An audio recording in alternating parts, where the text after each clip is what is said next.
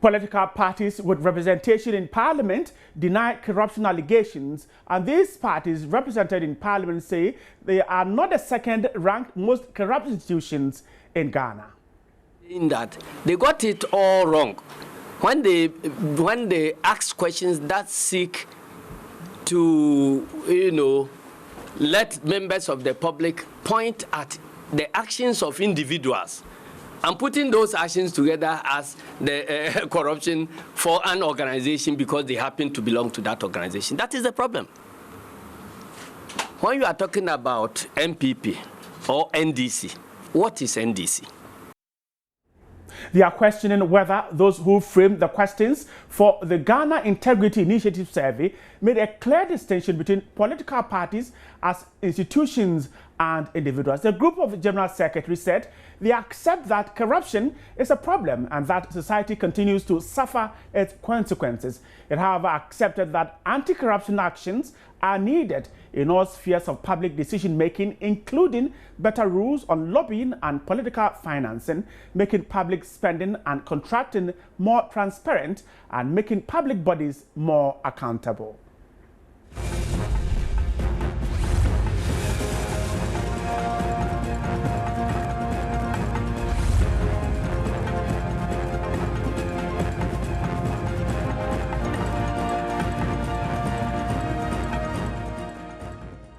What we refuse to accept is how corruption in the public sphere makes political parties as institutions corrupt, especially when there is no evidence to show so. The core values of democracy, which underpin the formation and activities of political parties, may be summed up as the right to self-determination. The Ghanaian Constitution and the Political Parties Act 2000, Act 574, provides that every citizen of voting age has the right to participate in political activity intended to influence the composition and policies of the government. Political parties are the vehicles for participation, and elections provide the framework, and the regulations of the Act ensure transparency and accountability in the operations of the political parties.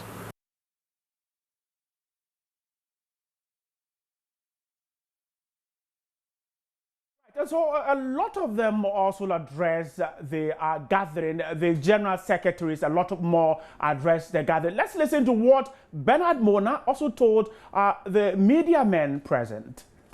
What the GII report seeks to do is to ensure that confidence in political parties is eroded without any basis. What they sought in their report to do is to say that political parties and political leadership are indeed highly corrupt, and we all know the effects of corruption. Now, if confidence in political parties is eroded, what it simply means is that confidence in democracy is also eroded. And when confidence in democracy is eroded, what it means is that citizens will be looking for an alternative to democracy. Those same institutions that have come to condemn and ensure that this argument is fested probably will not survive in an authoritarian regime. And we think that in conducting their research, you will come painfully to realize that indeed some of us, when we started asking questions as to the basis, they said that during the campaign, motorbikes and bicycles were given. And I asked the question, if you have an organizer to organize and campaign for you and you give a bicycle so that it will enable the person to move to various communities to ensure that your message is reached and accepted, how can that constitute corruption? Right, so political parties there kicking against that survey conducted by the Ghana Integrity Initiative, denying or refuting the allegations that they are the second corrupt institution in Ghana. Let me go to the phone lines. Let's speak to the Executive Director of Ghana Integrity Initiative, Mr. Vitus Azam. Mr. Azim, thanks so much for joining us. Now, political parties are angry. They think that the survey perhaps did not do due diligence. Well, you shouldn't be surprised that they are angry. And it has taken them one full month to express their anger. You know, the truth is always very painful. But this is what 2,000 people across Ghana have said, or the majority of the 2,000 people have said. It is not GII that has said it. We only went out there to seek people's views. Right. And this is what we've put in the public domain. They claim... Go ahead, Mr. Azim, go ahead. Undermine the public confidence and our democracy should be directed back to them. This is an alarm bell. If they continue to behave in the way that the people see them to behave as politicians and political parties, they are undermining people's confidence in them, and they need to work to regain that confidence. They should see it in this light, that yes, this survey is aimed at helping them to work themselves out of this lack of public confidence in the political parties, and not to rather look at it from the opposite side. Now, their counterclaim is that the survey could not properly differentiate between political parties as institutions and then individuals. When you say City FM, are you talking about the building and the equipment that are inside there? Do the buildings talk? Do the buildings behave in a particular way? It is the individuals in City FM. If they say City FM supports a particular party, is it not the people, what you say on the radio? It is individuals that make up the political parties. And so if the individuals make up the political parties and the individuals in the political parties are corrupt, it is the institution that is corrupt.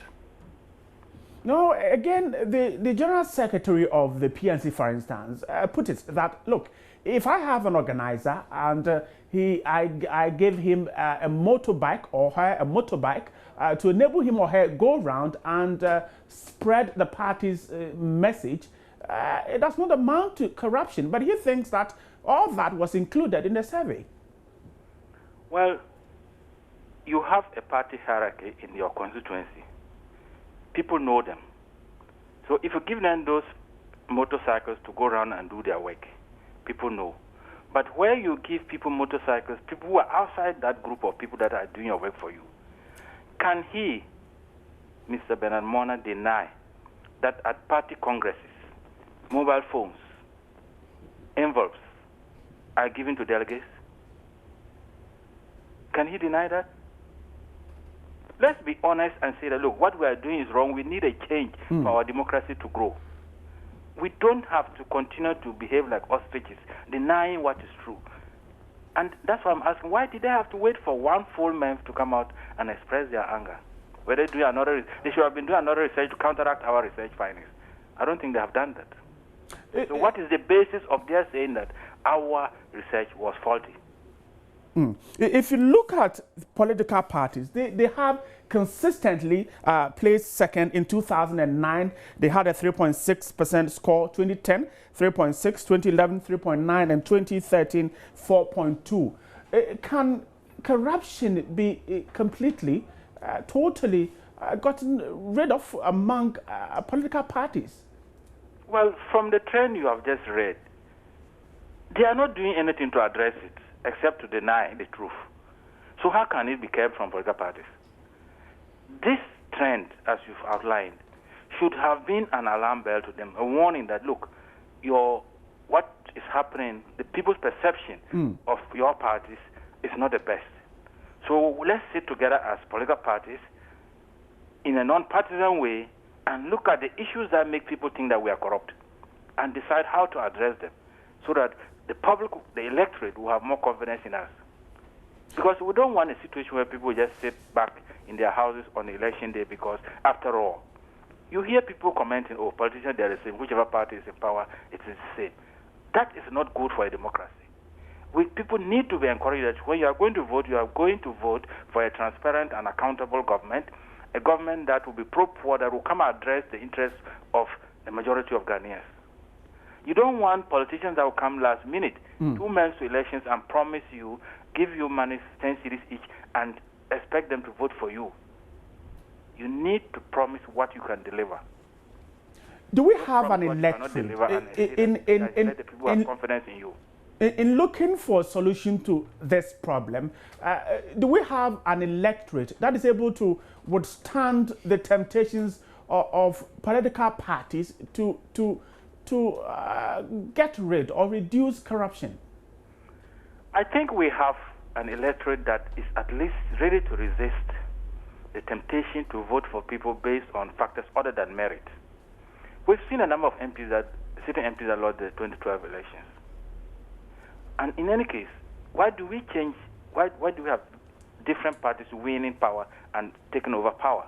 It's because people have lost confidence in the previous one and think that, oh, there's a need for change and they take another one.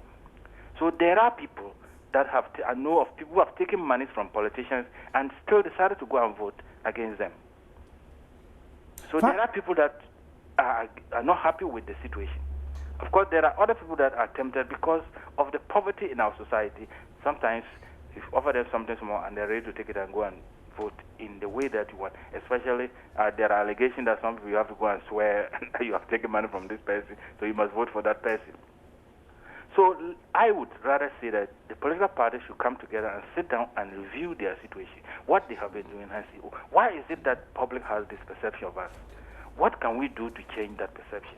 And we'll have a better democracy than rather just deny it. Or they could have also conducted another survey that will prove otherwise. Just before I let you go, now they are denying that indeed they are corrupt, but from the survey, it means that in attempts at reducing corruption at the governmental level should start from political parties. Well, because you choose a politician to rule us. The politician is led by, it's picked from a political party. And you see these days, there are certain politicians, I don't know at the time, but certain politicians who are not in public service, for some time ago, were staying in government bungalows. You have certain political leadership, maybe attending cabinet meetings. It becomes so difficult to separate the ruling party from the executive. And so they cannot say that, oh, we should be looking at the individuals who are corrupt and not, we shouldn't say that the political parties. It's in some individuals in the party that are corrupt. It's difficult to separate them, even sometimes to separate them from government. Thank you so much for speaking to me. Vitus Azim is the Executive Secretary of the Ghana Integrity Initiative. I'll be speaking to a lot more of the General Secretaries of political parties with representation in Parliament. But just before I do that, let me go to the screens again. Sir John is the General Secretary of the New Patriotic Party, lawyer Kwadwo Owusu-Afriyie. Let's listen to him. We deny that political parties are necessarily corrupt. We deny that, and like Said Ngati alluded to, it is very difficult for me to know what the agent, or for instance a candidate, how he raises his money, where the monies are raised from, and so on and so forth. Because before you even get the candidates, one of the criteria is an ability to raise money, to finance your own campaign. Because it's not at all times that the campaigns are financed from the center. And so from time to time, people go abroad to see friends and raise, resources to prosecute their campaigns. It will be very difficult to pin the sense of or some wrongdoing on the part of somebody else in those processes against the whole institution of the party, when indeed some of these things may not even be, we may not be privy to some of the things that, or how the monies are raised. Kwadwo Owusu-Afriyie is the General Secretary of the New Patriotic Party. Now, Emmanuel Wilson is here in the studio, National Organizer of the People's National Convention. Welcome to today's big story. So, the parties are angry, but Vitus thinks that it has taken you a month to come out. What might have happened? Bryce, I was just going to begin on that note, that for Vitus to say that it took us a month to come out, and so I mean, he's finding out the reason why it took us that much. Right. To me, it's neither here nor there.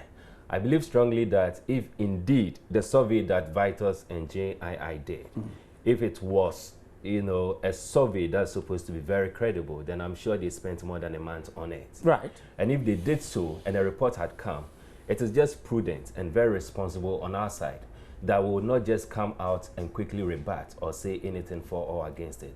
But we need to take time to study and know the basis for which this survey came out. Right. Now, when this survey was studied, one question that came in mind was, what was the sampling population? If you They said decide about 2,000 people 2,000 took persons, part in the survey. 2,000 persons. 2,000, yeah. When we have over 20 million individuals in this country, 2,000 survey team comes out with this, and then you decide that you are going to publish it. The other thing we are asking ourselves is that, one, he talked of this is a perception index. Right, it's a perception. It's a perception. Right. It is not about it being a reality or not. But you see, when you amplify perceptions, it has psychologically a way of being accepted as the reality. And so every now and then, when you decide as an institution to go and do a survey with a sampling population of 2,000, not even 1 million, out of over 20 million population that we have, which is extremely questionable. And the best you could do is to come and put on air the internet everywhere a perception which is not even a reality. You think it is wrong? It is absolutely But wrong. political parties are not corrupt. You know That the is what reason. you want You know to the say. reason why They are not it is wrong. corrupt. You see, we must even ask ourselves what corruption means, and that Vitus did not even tell us. When we went to study the survey documents, they were asking about perception, and the reason that were given about reasons why political parties are perceived to be corrupt, Right. is the fact that when political leaders meet the electorates, they end up giving them money. They end up giving them bicycles. They end up giving them things. But you see, when I was contesting as a national organizer, Right. moving around the various regions and the various constituencies, it got to a time where I realized that time wasn't on my side. So I couldn't visit all the constituencies. What I did, Bright, was that I would demarcate or divide each region into, say, 3 or 4, and say that all the constituencies that fall in this particular jurisdiction, I want the delegates to congregate at a particular place. When they get there, you should know that they have used their own resources to get to that place. So they get there, they spend about 2-3 hours. So you pay them back. It is just fair that before they leave, because they came because of you, before they leave your presence, if for nothing at all, you should be able to help. Would you disagree? Would you disagree to the fact that in some cases, so-called bigger political parties have doled out millions of cedis to these delegates? That is what I'm saying, that I may give you money. I may give you 1 cedi. I may give you 10 cedi. I may give you 100 cedi. It is what the intention and the purpose for which I gave you the money is what we should be looking at. And that is what defines the giving of the money to be corrupt or not. If I give you money purposely with the aim of trying to influence you to vote for me, it is another thing. Right. But when I decide to give you money based on the logic, do political parties do that? Giving money to people to influence them to vote for them? You cannot tell us. You won't say it because you are a national organizer of a party. Apart from that, it is you yet won't say it because you're the national organizer of a party. We don't have any evidence to that effect, and no one has brought anything of that sort to my notice. What I know is just like what I was telling you about mobile phones and the rest. Whilst I was contesting, at a point in time, I gave some mobile phones out to certain individuals, and I gave it to them because I appointed them as my liaisons at certain jurisdictions, and I needed to communicate with them. And truly, they were not having any means of communication. I bought those things for them. They did not mean that I gave them the phone with the intention of them voting for me. That will amount to corruption. Wilson, again, now the General Secretary of the NDC, Mr. Sidhu Nketia, is saying that the survey failed to distinguish between political parties and individuals. He thinks that some individuals in political parties could be corrupt, but not the institution itself. And that is the most weakest thing that we were able to identify, you know, in the survey. For you to come and tell me that political parties talking about the institution is corrupt. Look, we will not want to play the ostrich. In every human institution, even the churches, the religious bodies, we'll have individuals who are corrupt there. But that does not mean that that institution is a corrupt institution. If that is the logic that Vitus wants us to go with, then I'm telling you that there's no institution on this earth. Can we ever prove that there's no corruption at all in with political parties? Can we prove that? Is it possible to prove that? You would rather, it will be very difficult for you to prove that a political party as an institution is corrupt. But then you may be able to identify individuals who belong to that political party being corrupt. And that I'm saying that you can even find them in every human institution. Religious institutions, I'm sure you'll find individuals who are championing religious beliefs and the rest who may be found to be corrupt. Can we, based on what we see, where Party A holds a press conference accusing Party B of having committed this and that corruption act, and then Party B also holding another press conference and accusing Party A of having done same. Can we then deduce from this that indeed corruption exists within these parties? I am sure that these press conferences you are making reference to, it has to do with political parties or leaders of various political parties, or even in parliament, coming out to give itemized things that has been done by a previous administration or a current administration, which amounts to corruption. Now, you see, if, for instance, I belonging to a PNC, I'm a member of parliament, and then I go to parliament, and for whatever reason, I find myself in a corrupt act. Would it be fair to say that Emmanuel Wilson has been found to be corrupt, and so PNC is corrupt? Or you rather say, because Emmanuel Wilson is a politician and is an MP, it means Parliament is corrupt? That is what we should be looking at. All the individuals that we will be making mention to and say that when you go to their constituencies, they are campaigning and they are giving away money, bicycles, and most of them are these MPs. So then why didn't Vitus and JII and his institution say that it is Parliament that is corrupt? How do we get rid of this perception of corruption among political parties? See, that is why political parties are angry now. We are angry because when individuals come out with perceptions that cannot be substantiated, and you, an institution, decide to amplify that perception, you are rather deepening the belief of those individuals, and it becomes difficult, very, very, very difficult. I am sure if Vitus and the institution had sat down on their survey document and have been able to define what corruption means and had given it to the 2,000 individuals, I'm sure those 2,000 individuals with the background information concerning the definition of corruption, they would have had a different polls.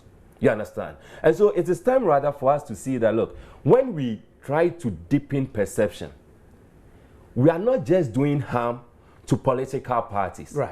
We are doing harm to our democracy. Because you see, democracy exists, but one major institution that you cannot take away from making sure that democracy exists in any jurisdiction is political parties. All right, Wilson, hold it. Let me also get to you out there. You will also be talking to us about this particular situation, the fact that political parties are denying or refuting the allegations of being the second-ranked most corrupt institution in Ghana. The public has been talking to Joy News. Let's take a listen. I see them to be, corrupt in the sense that when they were made to declare their, assets, which of them came out to, declare his assets? Apart from Pakwesi Ndumoku, which of them came out to declare his, assets? If they are not corrupt, they would have been fair enough, with us to declare this is what I have. But because they are corrupt and they don't want, the whole nation to see, to really see what they have, they are not able to bring it, to light. We know what is going on, but not all the politicians alone. We give them that chance for them to be corrupt, and the politicians are not giving a room for people to know what is going on there.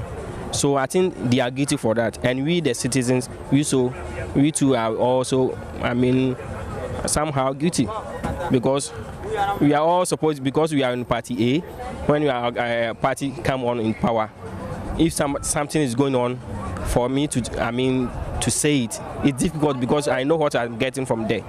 So it's not easy. So corruption for, politicians, and I think it's true. To some extent they are. In a sense that since the state does not fund political parties, and they try to raise funds from sources they know, the moment they come to power, the party will also find a way of getting back what they lost through the accumulation of funds for their campaigns. Yeah, so I think if a time should come and the state decides to fund political parties, the funding should be based on criteria that political parties with representation in parliament, those without representation, they should be allowed to fund themselves. They are not all that corrupt, but it's an institution. It's a human error. But at least we have to educate them and educate the people so that they be coordinating, have better relationship with the politicians. We don't do better for us, so we have to get closer to them and monitor them, especially the technocrats.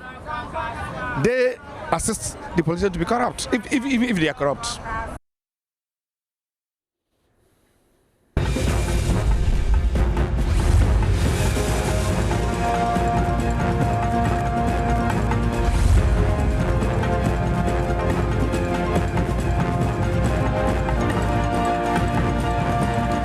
Right, so let's get back to the studio now. Wilson, the perception is there based on the fact that some said, well, you are asked to declare your assets, you don't do it.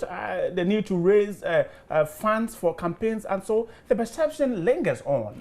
You see, Bright, that was the argument I was making earlier on, and fantastically, one of the ones you spoke to has mentioned it. Political parties nowhere have been tasked to declare assets. Right. It's public officials. It is public officials who are members of political parties. Who are members. So you right. see, and we shouldn't forget that the very moment a political party forms a government, government is detached from political party. We can't say we have NDC government. We have the government of Ghana. You understand? And so if you want to say that the government failed to declare assets, and because of that, government officials are corrupt. It is different from political parties being corrupt. Right. And that is exactly the reason and the difficulty and the problems we have with Vitus Aziz and Azim and then his institution, the survey that was done. Isn't it? It is alarming, very, very alarming, that you go and have a survey. I know that the basic way to have a survey is that you ensure that the population that you are surveying at least should be a minimum half of the total or a little above half of the total. And you go and do not even a surveying of 1 million, but 2,000. And that is what you think is wrong. This is ridiculous. Thanks so much for speaking to me. Thank you. The national organizer of the PNC, they're talking to me about that perception. Parties refuting allegations of being the second-ranked most corrupt institution. Let me tell you some stories we expect at 8 p.m. tonight. Now, the Ghana Police Service has intensified presence in Twifo Praso to maintain peace and order following Sunday's clashes between town folks and police there. The clashes erupted after two Galamsey operators were reported to have jumped into the River Pra during a police swoop on illegal miners in the area. So we'll get to more on that story later on at 8 p.m. Also coming up tonight, the Ghana Independent Broadcasters Association says it won't sanction media houses that allow politicians to use them as mouthpiece of hate speech or insult. Vice President of the group, Akwesi Agyeman, said members must adhere to the code of conduct